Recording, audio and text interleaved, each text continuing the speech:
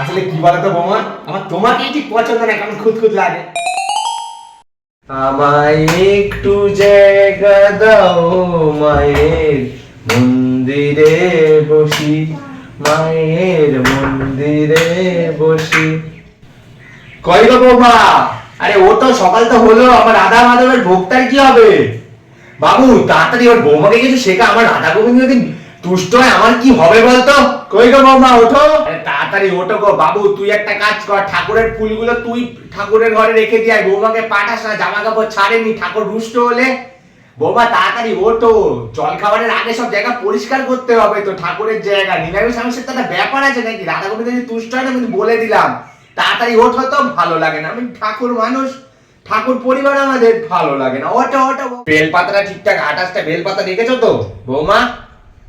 কিন্তু দেখছি তো এখানে 27টা আছে, কি গো তুমি কি করেছো? কোথায় শাশুড়ি মা? আপনিই তো বললেন 27টা বেলপাতা। 27টা বেলপাতা মানে তো একটা করেই পাতা হলো, তাই না? হে রাধা মাধব, বাবা আমার কি 27টা পাতা, 27টা পাতা মানে 3টে করে ডান্ডি থাকে, তুমি 27টা লুজ পাতা রেখেছো। রে রাধা মাধব গেল, আজ পুষ্ট হলো রাধা গোবিন্দ, গেল। হ্যাঁ গো বৌমা, কই গেলে?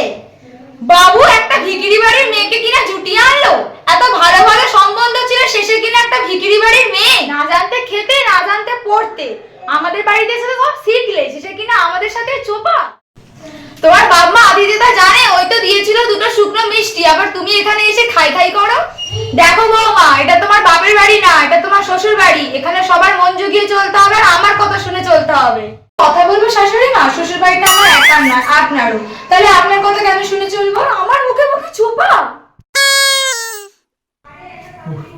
এখন বৌমাও এনেছে বাড়ি, বাবুটা কিচ্ছু পারে না। ওপারের বিজয়ের বউটাকে দেখো সব কিছু পারে, শুধু বিজয়ের বউ কেন, আমাদের বিল্ডিং এর পাশের বাড়ির ওই জয়ন্তর বউটাকে দেখো সব কিছু পারে, জামা কাপড় জুতো সেলাই সব কিছু। আমার বৌমাটা একটু জল দিতে বললে পারে না, শেষ বয়সে জানি আমার বাবুটাকে এবার মাথাটা চিবিয়ে দিয়ে কিচ্ছু পারে না, পারে বাসন মাজতে না পারে, কাপড় ধুতে কিচ্ছু পারে না, খালি মুখে মেকআপ করে করে ঠুসবে। কি বলবো, আমি বললেই দোষ। শুধু কি এর তার কথা বলছি, আমার নিজের বোনের ছেলে সঞ্জুর বউটাকে দেখো না, কি মিষ্টি দেখতে, আর এখানে কালো কুচুটারা কোত্থেকে এনেছে কিচ্ছু একটা মানে বাইরে নিয়ে বেরোতে পারি না। আমার চোখে দেখা আমার ননদ দেওর ভাসুর সবার বাড়ির বউগুলোকে দেখো, বৌমাগুলোকে কি মিষ্টি, আর আমার বৌমাটা কিচ্ছু পারে না, পুরো একটা ঢ্যাঁড়স ঢ্যাঁড়স বললেও কম হবে, শুধু বাবা মা খাইয়ে দাইয়ে পাঠিয়ে দিয়েছে।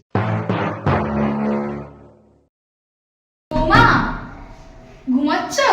না না না না, ঠিক আছে ঠিক আছে, বাবুর থেকে শুনলাম তোমার নাকি জ্বর, তাই একটু খবর নিতে এলাম। আরে বৌমা, তোমার কি মন খারাপ? তুমি আমাকে বলতে পারো, আমি তোমার মায়েরই মতন, আর তো কিছুদিন পর বাপের বাড়ি যাবে, কষ্ট পেও না। আচ্ছা আমি নয় বাবুকে বলবো তোমাকে কাজ থেকে এসে ঘুরতে নিয়ে যেতে। সকাল থেকে তো জল খাওনি, এই নাও জল।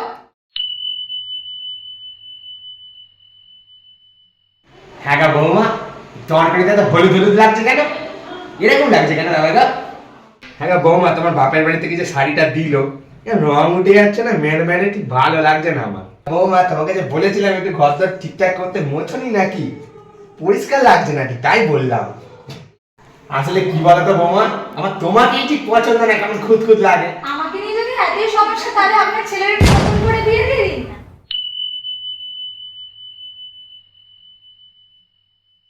হ্যাঁ গাইস, এই যে আমাকে এত নিত্য নতুন শাড়ি বা এই যে এরকম মেকআপে দেখতে পাও, আমার মেকআপ টিম সব থেকে ছোট ছোট এই 3 জনই আমাকে মেকআপ করিয়ে দেয়, সবকিছু করিয়ে দেয় মেকআপ। ভিডিওটা ভালো লেগে থাকলে আমাদের চ্যানেলটা সাবস্ক্রাইব করে দিও, লাইক শেয়ার করে দিও ভিডিওটাকে। আমার চ্যানেল নাম ইয়োর প্রিয়াংশু।